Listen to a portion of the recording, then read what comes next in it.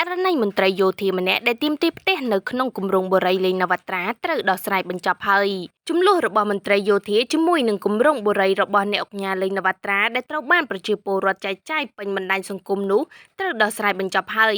នៅថ្ងៃទី14ខែមករាឆ្នាំ2026នេះក្រោមការសម្របសម្រួលរបស់ក្រុមការងារក្រសួងរៀបចំដែនដីនគររូបនីយកម្មនិងសំណង់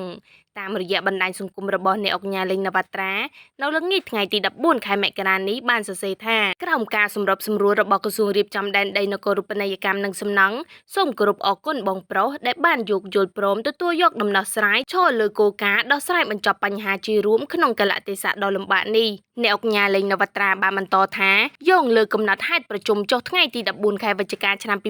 2025នៅទីស្តីការក្រសួងតាមការសម្របសម្រួលរបស់ក្រសួងរៀបចំដែនដីសូមជូនដំណឹងបន្ថែមដល់ពុកម៉ែបងប្អូនឲ្យបានជ្រាបថាក្នុងខែមករាឆ្នាំ2026នេះក្រុមការងារបូរីបានរៀបចំបន្តការសាងសង់តាមស្មារតីអង្គប្រជុំ